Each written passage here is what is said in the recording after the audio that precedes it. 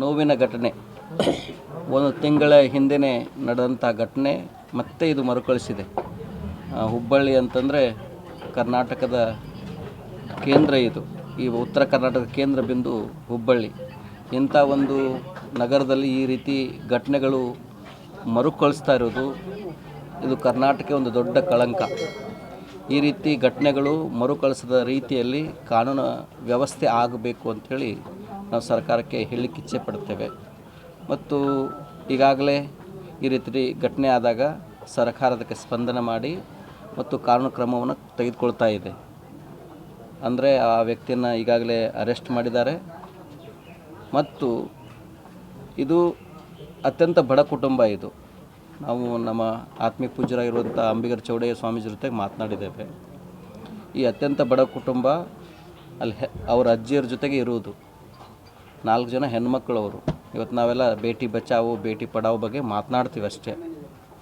ಅಂಥ ನಮ್ಮ ಹೆಣ್ಮಕ್ಕಳಿಗೆ ಧೈರ್ಯವನ್ನು ತುಂಬುವಂಥದ್ದು, ಅವರಿಗೆ ಸಹಾಯ ಮಾಡುವಂಥದ್ದು, ಅವ್ರ ಜೊತೆಗೆ ನಿಲ್ಲುವಂಥ ಕಾರ್ಯ ಆಗಬೇಕು. ಆ ನಿಟ್ಟಿನಲ್ಲಿ ಸರ್ಕಾರ, ಮುಖ್ಯವಾಗಿ ಮುಖ್ಯಮಂತ್ರಿಗಳು ಮತ್ತು ಗೃಹ ಸಚಿವರು, ಆ ಕುಟುಂಬ ಬಾಡಿಗೆ ಮನೆಯಲ್ಲಿದೆ, ಅವರಿಗೆ ಒಂದು ಸುಸಜ್ಜಿತವಾದ ಮನೆಯನ್ನು ಕೊಡುವಂಥ ಕಾರ್ಯ ಆಗಬೇಕು.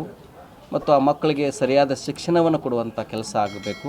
ಸಾಧ್ಯ ಆದರೆ ಅವರಿಗೆ ಶಿಕ್ಷಣದ ಆಧಾರದ ಮೇಲೆ ಯಾವುದಾದ್ರೂ ಒಂದು ನೌಕರಿಯನ್ನು ಕೊಡಬೇಕು ಅಂತ ಈ ಮೂಲಕ ನಾವು ಸರ್ಕಾರಕ್ಕೆ ಕೇಳಲಿಕ್ಕೆ ಇಚ್ಛೆ ಪಡ್ತೇವೆ. ಸರ್ಕಾರಿ ನೌಕರಿಯನ್ನು ಕೊಟ್ಟರೆ ಆ ಕುಟುಂಬಕ್ಕೆ ಅನುಕೂಲ ಆಗುತ್ತೆ. ಅತ್ಯಂತ ಹಿಂದುಳಿದ ಕುಟುಂಬಗಳಿವೆಲ್ಲ. ನೋಡಿ, ನಾವು ಎಲ್ಲ ಈ ಭಾಗಕ್ಕೆ ಬಂದಾಗ ಎಷ್ಟು ನೋವಾಗುತ್ತೆ. ಆ ಮಕ್ಕಳಿಗೆ ಧೈರ್ಯವನ್ನು ಮೆಚ್ಚಬೇಕು.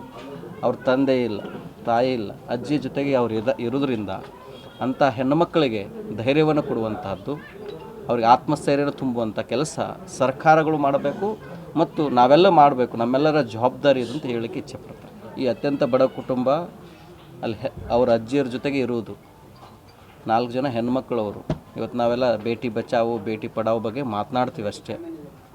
ಅಂಥ ನಮ್ಮ ಹೆಣ್ಮಕ್ಕಳಿಗೆ ಧೈರ್ಯವನ್ನು ತುಂಬುವಂಥದ್ದು, ಅವರಿಗೆ ಸಹಾಯ ಮಾಡುವಂಥದ್ದು, ಅವ್ರ ಜೊತೆಗೆ ನಿಲ್ಲುವಂಥ ಕಾರ್ಯ ಆಗಬೇಕು. ಆ ನಿಟ್ಟಿನಲ್ಲಿ ಸರ್ಕಾರ, ಮುಖ್ಯವಾಗಿ ಮುಖ್ಯಮಂತ್ರಿಗಳು ಮತ್ತು ಗೃಹ ಸಚಿವರು, ಆ ಕುಟುಂಬ ಬಾಡಿಗೆ ಮನೆಯಲ್ಲಿದೆ, ಅವರಿಗೆ ಒಂದು ಸುಸಜ್ಜಿತವಾದ ಮನೆಯನ್ನು ಕೊಡುವಂಥ ಕಾರ್ಯ ಆಗಬೇಕು.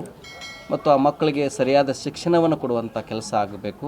ಸಾಧ್ಯ ಆದರೆ ಅವರಿಗೆ ಶಿಕ್ಷಣದ ಆಧಾರದ ಮೇಲೆ ಯಾವುದಾದ್ರೂ ಒಂದು ನೌಕರಿಯನ್ನು ಕೊಡಬೇಕು ಅಂತ ಈ ಮೂಲಕ ನಾವು ಸರ್ಕಾರಕ್ಕೆ ಕೇಳಲಿಕ್ಕೆ ಇಚ್ಛೆ ಪಡ್ತೇವೆ. ಸರ್ಕಾರಿ ನೌಕರಿಯನ್ನು ಕೊಟ್ಟರೆ ಆ ಕುಟುಂಬಕ್ಕೆ ಅನುಕೂಲ ಆಗುತ್ತೆ. ಅತ್ಯಂತ ಹಿಂದುಳಿದ ಕುಟುಂಬಗಳಿವೆಲ್ಲ. ನೋಡಿ, ನಾವು ಎಲ್ಲ ಈ ಭಾಗಕ್ಕೆ ಬಂದಾಗ ಎಷ್ಟು ನೋವಾಗುತ್ತೆ. ಆ ಮಕ್ಕಳಿಗೆ ಧೈರ್ಯವನ್ನು ಮೆಚ್ಚಬೇಕು. ಅವ್ರ ತಂದೆ ಇಲ್ಲ, ತಾಯಿ ಇಲ್ಲ, ಅಜ್ಜಿ ಜೊತೆಗೆ ಅವ್ರು ಇರೋದ್ರಿಂದ ಅಂಥ ಹೆಣ್ಣುಮಕ್ಕಳಿಗೆ ಧೈರ್ಯವನ್ನು ಕೊಡುವಂತಹದ್ದು, ಅವ್ರಿಗೆ ಆತ್ಮಸ್ಥೈರ್ಯನ ತುಂಬುವಂಥ ಕೆಲಸ ಸರ್ಕಾರಗಳು ಮಾಡಬೇಕು ಮತ್ತು ನಾವೆಲ್ಲ ಮಾಡಬೇಕು. ನಮ್ಮೆಲ್ಲರ ಜವಾಬ್ದಾರಿ ಇದು ಅಂತ ಹೇಳಲಿಕ್ಕೆ ಇಚ್ಛೆ ಪಡ್ತೀನಿ.